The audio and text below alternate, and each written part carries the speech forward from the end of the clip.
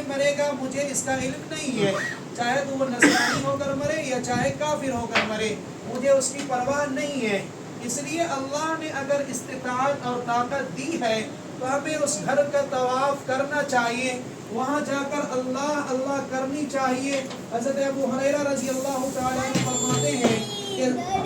سئل النبی صلی اللہ علیہ وسلم، اللہ کے پیارے حبیب صلی اللہ علیہ وسلم سے کسی نے پوچھا ای الاعمال افضل، کہ اعمال میں بہترین اعمال کیا ہے؟ آپ صلی اللہ علیہ وسلم نے فرمایا ایمان باللہ ورسولہ، اللہ اور اللہ کے رسول پر ایمان لانا۔ اور اس کے بعد اس شخص نے پھر سوال کیا سئل من، پھر کون اعمال؟ آپ صلی اللہ علیہ وسلم نے فرمایا جہاد فی سبیل اللہ۔ اس کے بعد اس شخص نے پھر وہی سوال کیا ثم ماذا، پھر کون؟ آپ صلی اللہ علیہ وسلم نے فرمایا حج مبرور، وہ حج جو اللہ کی اطاعت کے لیے، اللہ کو خوش کرنے کے لیے کیا جائے، وہ حج کرنے والا انسان بہترین انسان ہے، اور حج ایسا حج مقبول ہے، اور یہی حج اللہ کو پسند ہے۔ اس لیے مبارکباد اہل خانہ ہے کہ آپ نے حج کر کے آئے اور اللہ کے وہ گھر کو دیکھ کر آئے، اللہ کے پیارے حبیب صلی اللہ علیہ وسلم کے وہ دیار دیکھ کر آئے جس کی دیکھنے کے لیے آنکھیں لوگوں کی ترستی ہے، وہاں جانے کی لوگوں کی آرزو اور خواہش رہتی ہے کہ ہم بھی وہاں جاتے، ہم بھی اس چیز کو دیکھتے، اس دیار کو دیکھتے جہاں سرکار دو عالم صلی اللہ علیہ وسلم نے کہیں دعا کی، کہیں گالیاں سنی، کہیں مار کھائے، لیکن دین کی اشاعت کو کبھی نہ چھوڑے۔ آپ ایک دین کی دعوت کو لے کر چلے تھے، آپ نے اس کو پورا کیا۔ آپ جانے سے پہلے اپنے صحابہ کو وہ چیز کر کے حوالہ گئے کہ کچھ بھی ہو جائے دین کو کبھی مٹنے نہ دینا، اور صحابہ نے اسے بڑی مضبوطی سے تھاما کہ دین کے اشاعت میں اپنے ہر چیز کو قربان کر دی، اپنے آپ کو قربان کر دیا، لیکن دین سے کبھی سمجھوتا نہیں کیا۔ آپ کو یاد ہوگا کہ حضرت بلال رضی اللہ تعالی عنہ جو ایک غلام تھے، صحابی، جب آپ اسلام قبول کیے تو وہ ابو جہل یا امیہ بن خلف، یہ بڑے بڑے سردار جو مکہ کے تھے، آپ کو تکلیف دینے میں کوئی دریغ نہیں کرتے تھے، کوئی ایسا موقع ہاتھ سے نہیں جانے دیتے تھے جس میں آپ کو تکلیف نہ دی جائے۔ لیکن ایک وقت آیا کہ جو غلام کو تکلیف دی جاتی تھی، جو غلام کو اوباش کے ذریعے اس کو زخم پہنچایا جاتا تھا، ایک وقت آتا ہے جب آپ فتح مکہ کو فتح کرتے ہیں، آپ وہاں پر فاتح مکہ بن کر آتے ہیں۔ سرکار دو عالم صلی اللہ علیہ وسلم جو عثمان کو آپ نے کہہ کر گئے تھے کہ عثمان آج تم مجھے خانہ کعبہ کے اندر جانے نہیں دے رہے ہو، یہ کنجیاں نہیں دے رہے ہو، یاد رکھنا ایک دن ہوگا کہ یہ کنجی میرے ہاتھ میں ہوگی، اس وقت تم کھڑے ہوگے، میں فیصلہ کروں گا کہ کنجی کس کے ہاتھ میں دی جائے، اس وقت تمہارا کچھ نہ چلے گا۔ وہ عثمان اس وقت کو یاد کیے تھے کہ آپ صلی اللہ علیہ وسلم نے جو فرمایا ہے وہ ہو کر رہے گا، چاہے دنیا ادھر سے ادھر ہو جائے، لیکن آپ کی بات کبھی غلط نہیں ہو سکتی۔ آپ جب فاتح مکہ بن کر گئے، آپ جب اپنے ہاتھ میں کنجی لی، حضرت عثمان جو بعد میں صحابی ہوئے وہ کھڑے ہوئے ہیں اور انتظار کر رہے ہیں کہ یہ چابی آپ کس کو آپ دیں گے۔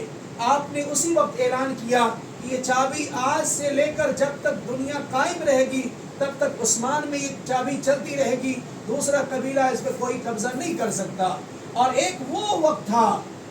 حضرت بلال رضی اللہ تعالیٰ عنہ بغل میں کھڑے، اذان دینے کی باری آتی ہے، سب صحابہ کو آرزو ہوتی کہ آج مجھے اسلام کے سب سے پہلا آواز بلند کرنے کا موقع ملے گا اس خانہ کعبہ کے اندر۔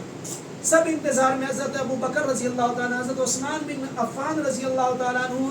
سب صحابہ وہاں پر بڑے بڑے موجود ہیں کہ آج یہ قبولیت کا شرف کس کو ملے گا۔ آپ جو اعلان کرتے ہیں آپ دنگ رہ جائیں گے۔ حضرت بلال رضی اللہ تعالیٰ عنہ کا نام لیا جاتا ہے، آپ کو کہا جاتا ہے کہ آپ مکے میں جائیں اور اذان دیں اس خانہ کعبہ میں، اور وہ خانہ کعبہ میں نہیں بلکہ خانہ کعبہ کے چھت پر چڑھ کے اذان دی جائے۔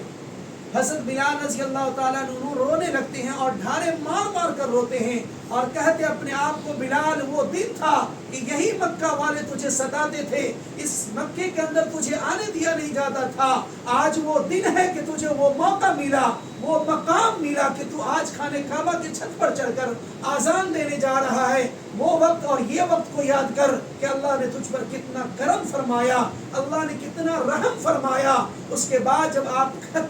خانہ کعبہ کی چھت پر چڑھتے ہیں، آپ دیکھتے کہ ادھر قبلہ تو ہے ہی نہیں، لوگ تو قبلہ کا سمت متعین کرتے نیچے ہو کر کہ ادھر سے پڑھے یا ادھر سے پڑھے، لیکن خانے کعبہ کے چھت پر جب چڑھ گیا تو اب قبلے کا کوئی سمت موجود نہیں رہا۔ آپ سوچ میں پڑ جاتے کہ اذان کدھر دی جائے، کس رخ ہو کر دیا جائے، لیکن حضرت بلال تو بلال تھے، آپ کی محبت بھی محبت تھی۔ سرکار دو عالم صلی اللہ علیہ وسلم کو دیکھ رہے کہ آپ طواف کر رہے ہیں، جدھر جدھر حضرت